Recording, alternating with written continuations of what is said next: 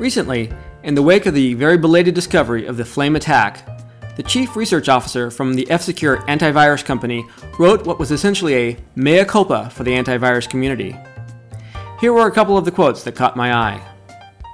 The truth is, consumer-grade antivirus products can't protect against targeted malware created by well-resourced nation-states with bulging budgets.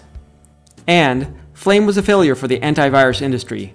We really should have been able to do better, but we didn't. We were out of our league in our own game.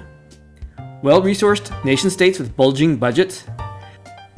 This just didn't jive with what I've been reading and from my own personal experiences. For example, here is some information that Mandiant provides on their website. On the left side, you see that 100% of the victims they have worked with had up-to-date antivirus software, yet they were still victims. And an employee for Spider Labs recently tweeted that of the 300 breaches they handled in 2011, 100% used malware, but 0% were detected by antivirus software on the targeted machines. Finally, the SANS security organization conducted experiments to collect data for their forensics class, and this is what they wrote about their experience. We found that we basically did whatever we wanted without the enterprise managed host antivirus and security suite sending up a flare. Not a peep. In addition to Flame avoiding antivirus software for years, some of the media are hyping up some of Flame's capabilities. Here are a couple of quotes. Flame is used primarily to spy on users of infected computers and steal data from them. This is somewhat implying that the threat is limited. This, unfortunately, is a widely held misconception of cyber espionage. Flame grabs screenshots of the machine. Flame sends the data over SSL connections. 20 plugins can be swapped in and out, providing various functionality for the attacker. And the attacker can throw a kill switch, which will cause the malware and associated data to be removed from the system. Poof, no evidence that it was there. Now, while Flame may have been written by a nation-state organization, and it may do some interesting things, many of its key capabilities that are being written about and its ability to evade current security systems certainly doesn't require a nation-state. So I challenged myself. One person, 1 week, to, from scratch, develop a system with many of the capabilities of Flame. Now, while my solution does a lot, it doesn't quite measure up to Flame, so I call it Glowing Embers. Here is the overall architecture. Everything in magenta is software I wrote during the week. At the top is where the evildoers live. At the bottom is the compromised system. On the left is how the system is initially compromised. While I wrote all the code myself, this part of the attack was modeled on actual malware that attacked Microsoft Word on the Mac. In fact, I even used the same file names that the Word attack used. In this case, an application called Special Draw that I wrote has a vulnerability that the attack will exploit. At the top is the document bundler program that knows about this vulnerability. It will combine a legitimate Special Draw document with any malware of the attacker's choosing, and boom, it makes a malicious document that will drop the malware onto the system.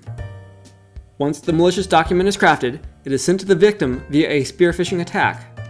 Once the victim double-clicks on the document to view it, the command and control agent is deposited on his computer and starts running. The attacker now has control of the victim's machine. The command and control system is shown here on the right. The command and control design I used is modeled on Google's Software Update Agent, software that is probably running on many machines inside your organization. In fact, Google's software makes for a pretty darn good command and control system any advanced persistent threat might want to use. Let's quickly walk through the system. First, the command and control agent periodically connects over a normal web connection to the server asking, "Any new commands to run?" If there is, the command and control agent makes another connection to download the command, write it to the file system, executes the command, and redirects the output to a file. Then the command and control agent sends the results back to the server. Furthermore, any command, which is actually a program or script, can also talk directly to the command and control server for whatever reason. All connections across the network are encrypted HTTPS connections, and the primary connections to download commands and upload the results have a second layer of encryption just in case the defenders are decrypting the HTTPS connections. Okay, let's take a quick look at the GUI that the attacker will use to control the victim's machine. The attacker enters a command or pre-made program he wants to send to the victim's machine. The results of the command are displayed in the main window, and any files uploaded from the victim's machine are displayed in the lower list. So here we see the first command, who am I, has already been sent, and we see that the command and control agent is running under the username Bob. Next, we do some initial network surveillance. The ifconfig command tells us about the network interfaces, and the traceroute command tells us a little bit about the network layout.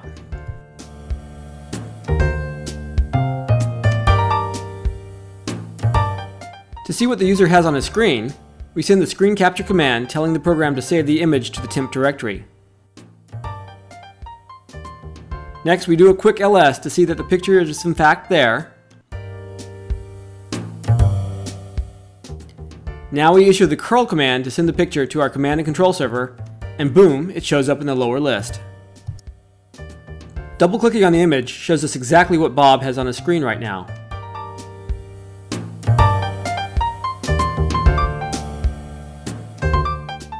Next, we securely delete the screenshot so that disk forensics won't find it later.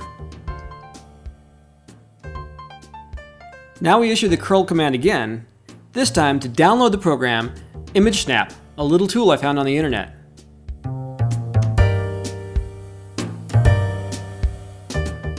There it is, but the permissions are wrong. So I send the chmod command to make it executable. Then tell the computer to run the program, storing the results as user.jpg.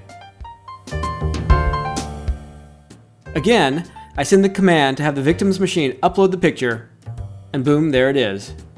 Now we can see what the computer's camera can see.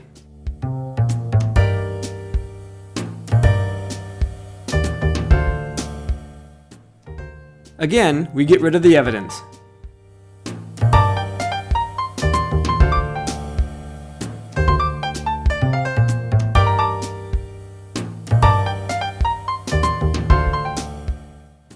Next, we see what documents or folders Bob has that might be interesting. So we send the ls command to look at the documents folder. The Word document spy list looks interesting. I steal it, and there it is on my list. Opening it up shows that it's a list of spies that Bob is going to send to his commander. Let's change one of the names to Carl Levitt. Now I save the modified document to the command and control server,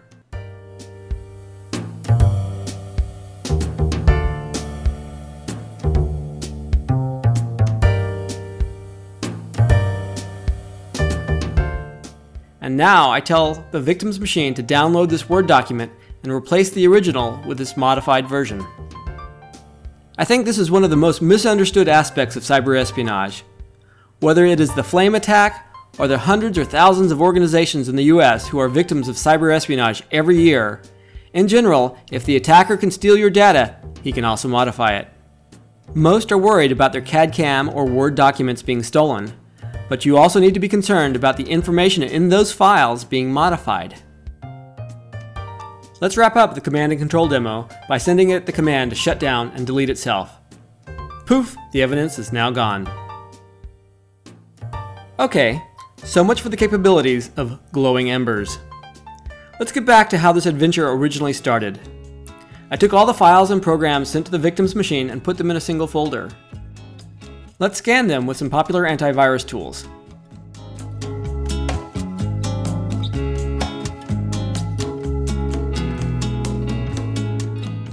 Semantic? No threats found.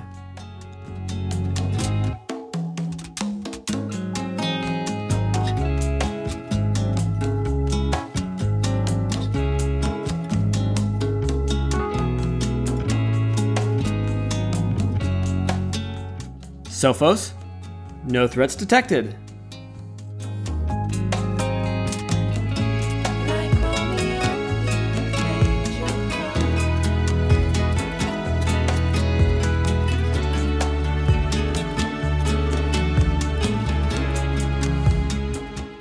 Clam AV?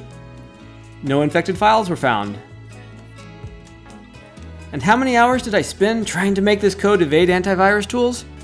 0. I did not spend a single second designing the code to bypass antivirus tools. They just did. So let's summarize Glowing Embers. It was designed to bypass firewalls by using outbound web connections. It was designed to bypass network intrusion prevention systems by using SSL connections and doing an extra layer of encryption of the payloads. It bypasses antivirus software. It can steal data, take screenshots, and take pictures with a camera.